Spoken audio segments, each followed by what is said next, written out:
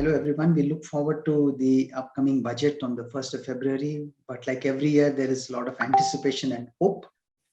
But hopefully this year, given the trying situation that everyone is in, perhaps there'll be something in the budget that that some may call the hackneyed phrase of thinking out of the box, or however one looks at it. There will be perhaps some, if not innovation, some different approaches to address the challenges that are there. Given the various compulsions, there are challenges around the fiscal space that the finance minister has in terms of meeting all the varied demands from various sectors of the economy. And individual taxpayers, the salaried employee and the man on the street, having different hopes and aspirations. The industry, which has been through a trying times, even before the pandemic, there was a slowdown. So what to jumpstart the growth story is there? What is it that the industry can hope for? We're fortunate to have here Mr. Naushad Forbes, a veteran industrialist, and someone who's seen the industry also as being the former president of Confederation of Indian Industry. Thank you so much, Mr. Naushad, for your time. I know you've had a very busy day, but still you've taken time out. Thank you so much. Thank you, Kumar. Thanks. So if I can begin with, how has the past year been, and how has the current year been for you? How are you dealing with pandemic? So, I think our experience has been quite typical of what industry saw. Last year was a very tough year, but it was a tough year economically. It was a less tough year from the health perspective. Last year, with the very severe lockdowns that we had right at the start of the pandemic, we actually saw a big decline in sales in the first quarter, and then we spent most of the rest of the year trying to get back out. We ended the year somewhat in the black, but just about. So a very tough year, and really one which brought out, I think, the best in people around the company. We tried to do our best to protect every job in the company, both on our roles and among all our contract members, and also among the contractors who provide services, whether it's canteens and canteen services or transport contractors or whatever. It was tough, but we came through it all okay at the end. This year has been much better from an economic perspective, but without question, the second wave was difficult from a health perspective. At the peak in April, May, we had many serious cases in the company. We lost 2 members. It was devastating in many respects, as it was for many companies and many parts of the country that was severely hit by the really devastating second wave that we had. Economically, things have been much better this year. The lockdowns, etc., were much more limited, even at the height of the second wave. I think governments have learned, both union and state governments have learned how to deal with the pandemic in a more reasonable way. And as a result, the economic consequences have been much more limited. It's been a good year for us. We've seen a bounce back in both orders and sales, where we're showing good growth on not just last year, but on the year before that as well. Our concern is how long-term sustainable will growth be? What will growth be next year? What will growth be in the years after that? And that, it seems to me, is the context in which the budget should be made. The budget should be made on the back of a smart recovery this year, a performance, I think, that will show actually that the budget deficit for this year will come in at less than what was budgeted last year, because GST revenues have been ahead of what was projected. Spending has been, I think, slightly behind what was projected. And as a result, I think we'll see a budget deficit that is actually more in control than was budgeted in last year's budget. Now, with that background, What do we see going forward? Now, the first thing I'd say is, we should see our entire economic trajectory as a long-term play. That what do we need as a country? As a country, we need to get back to 7, 8, even 9%, 10% growth year on year for 20 years. That has to be our ambition. That has to be the goal that we're seeking to deliver on, because that's the only thing that will deliver the kind of employment and economic activity that a 1.4 billion strong population needs. Second, if you look at the economy in this last year, the larger companies with good market positions, have seen what we've seen as a company. We've seen, good performance, good sales, good profitability, all of that. But exactly as you mentioned earlier, smaller companies, the informal sector, have been much more stressed. And the informal sector is where most employment creation has been taking place over the last 30 years. The informal sector, especially the urban informal sector, is where most of our consumption story has come from. And our consumption story is what has been driving Indian growth over the last 30 years. So unless we fix what's happening with urban employment for people in informal jobs, in jobs in retail, jobs in small restaurants, roadside stalls, delivery, all of those areas that have been so vibrant for so many years, that's where the employment growth has been. That's where the consumption growth story has been coming from. And only if we can get that back in a full-fledged, strong, powerful way, will we see, I think, a recovery in long-term growth to 7, 8% that we had got used to in the 2010s. So to get that back, what can the budget do? So I think there are a few things that the budget can do. I mean, we should have reasonable expectations of the budget. We should not expect, first of all, I wanted to make one comment. I don't like budgets that surprise. I prefer I like budgets that are actually boring and solid and responsible and keep in mind a long-term trajectory. We should keep our suspense for the movie theaters, not for economics. Economics should be a boring subject. Yeah. So I'd like this budget to be boring. Tell us a few boring things that in the budget you would want to see. So the first thing is fiscal consolidation, right? So now that's the most boring subject you can possibly talk about. We started, because of the pandemic and the effect it had on revenues and on the spending demands, we saw the deficit hugely increase last year. Entirely reasonable. It increased for most countries around the world last year. The last year's budget laid out a fiscal consolidation path where the deficit would come down year on year, going forward over the next 5 or 6 years. It seems like we come in at better than, as I was saying earlier, better than what we projected in the current year.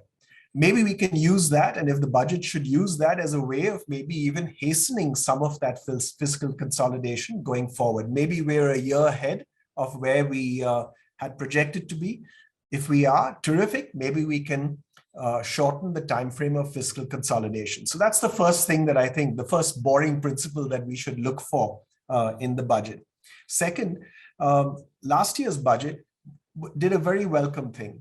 It recognized a lot of off-budget spending and brought it into the budget numbers, particularly the spending that was going through the Food Corporation of India, the food subsidy, was brought into the budget. That was a very, very healthy move.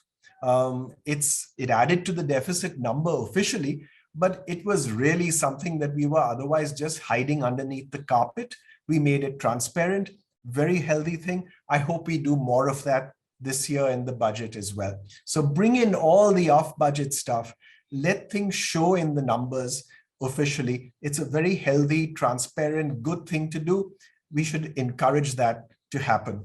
Second boring principle. Third boring principle is, at the end of the day, there are limits to what the government can do in terms of creating employment. But creating employment is what we have to be all about as a country to get the informal employment back. What can the budget do? The budget can do only one thing in terms of directly creating employment. It can fund infrastructure. Now, there is a national infrastructure pipeline. It's a very ambitious pipeline. I'd like to hear the boring detail of implementation. How will that spending actually happen? How will it happen faster? How will it happen through the states? Because a lot of it has to happen through the states. That kind of boring detail of how implementation of the national infrastructure pipeline will happen faster, with more spending taking place, will be the single big way in which the budget will directly contribute to employment. And then the last thing that I'd like to see in the budget, this is starting to get a little more interesting and a little less boring, is in the area of education and public health. We've gone through a public health crisis. Many states have found their public health systems to be really wanting. Many states have improved their public health systems just to cope with the pandemic, but there's clearly a lot still to be done. Can the budget again incentivize more spending for public health through the states? It's a state subject, it's not a central subject. So can the budget incentivize the right kind of investments in public health by the states by funding best practice in a widespread way through the states? And can it do the same for school education? Again, a state subject. Can it again, the new education policy has some very sensible pieces in it. And one of those very sensible pieces is second standard outcomes, ensuring that no child gets left behind in schooling. That's a very good move. It's something that needs to be funded and done across India. Our learning outcomes in our schools are dismal. We need to do a lot there. It's the number one way in which we can ensure high economic growth and high inclusion for the next 20, 30 years. So those are the things that I'll be looking for in the budget. If we do those kinds of things, I think we'll have a really a budget that I would want to celebrate, even if it doesn't, raise my hair and scare me and thrill me while I'm watching the speech. Just hope it is so, and many of the things that you pointed out are actually there in the budget. But before talking to you, in fact, we've had two interviews with the former governors of the Reserve Bank of India. Dr. Subbarao spoke to us, and he said he's looking for a roadmap on how we will reach 4.5% of fiscal deficit by 25-26. We had Dr. Rangarajan speaking to us, and he was saying that the current year we will still not reach the 9% growth which were there. And in the coming year, which is very important, which you also pointed out, 22-23, he said expect a real growth rate of about 6 to 8% in that region. He says we will be 6.8% fiscal deficit. And he says that is this year. And next year, he says maybe we should hope for a 5.8%, a 1% reduction in the fiscal deficit. So the point really is, given the compulsions that are there on the fiscal front and what you have also articulated in terms of expenditures, what is the reasonable expectation from the industry in terms of jumpstarting the growth story? What specifics can the budget come up with to deal with not just increasing growth, but the important point you mentioned about getting the consumption story up again, and if there's anything that the budget can do on that? So I mentioned the on the spending side, the key thing is infrastructure spending and then health and education spending. These are this in my view would be what you'd call high quality spending that will have long-term beneficial impacts for the economy, and that will show a return in the future, even if it shows in spending in the short run. On the revenue side, we have a big source that we have not been delivering on over the last few years, which is our privatization targets. Every year we have a large, big privatization number. that we've, well, okay, let's call it a number, a disinvestment number that has been put in the budget. Last year, in a very healthy move, we started calling it privatization. We set a privatization number. It should be called privatization. That's the right thing to call it. We said we would privatize 2 public sector banks and 1 insurance company in last year's budget. They haven't happened. They're definitely not going to happen in the next 10 days. We said 2 years ago that we would list LIC. There would be an IPO for LIC. It hasn't yet happened, but there's some movement at least there taking place. And I think it's a matter of time and LIC will get listed. When it does get listed, it will be a huge inflow of cash for the government and a very healthy inflow. Privatization actually has the potential for being a massive flow of revenue for the government for a few years. And it can do 2 things. It will, one, be a financial flow. So it can fund that investment in infrastructure. It can fund that investment in education and healthcare that we need as a country. Second, remember that privatization has another benefit. Those companies, we have this mindset somehow that, we're selling the family silver. This is bogus, right? We are actually ensuring that these assets get used and turned into something that is much more vibrant, much more of a successful business. And we should see privatization with that end in mind, that these are enterprises that in some cases have underperformed for decades. And if they've, Air India is the classic example. Air India, has now finally been privatized. That's a very healthy move. It's a healthy move for the country, not only because it's getting rid of a loss-making enterprise from the public sector, but because we have the chance to turn our flag carrier into an airline that consumers wish to fly. I asked about the industry's expectation also from the point of view you mentioned earlier about the rising input costs, which the industry is now facing, new pressure points that have come in, snarled supply chain, the challenge from China. There are various issues which have come in. In the light of these, and given the compulsions that the government has, while yes, if they tap the disinvestment route or the privatization route, they will have some revenues that they can mop up, some recourse to some resources without having to raise more debt. But what is it that the industry can reasonably expect? If you were to say a 2-3 point out of the wish list of at least the top 2-3 things that the industry wants from the budget. If I claim to be speaking for industry in general, I would be lying. I'm not when I say this, but I would like to see tariffs come down. So for example, let's take what we've seen as huge increases in steel prices in this last year. What's the best way to bring about a decrease in steel prices? The best way is to remove the tariff on steel. If we've seen these huge increases, if we've seen steel company profits at record highs, why do we need tariffs on steel? It seems to me there's a direct opportunity to reduce tariffs, to reduce input costs for all of the engineering industry at a stroke.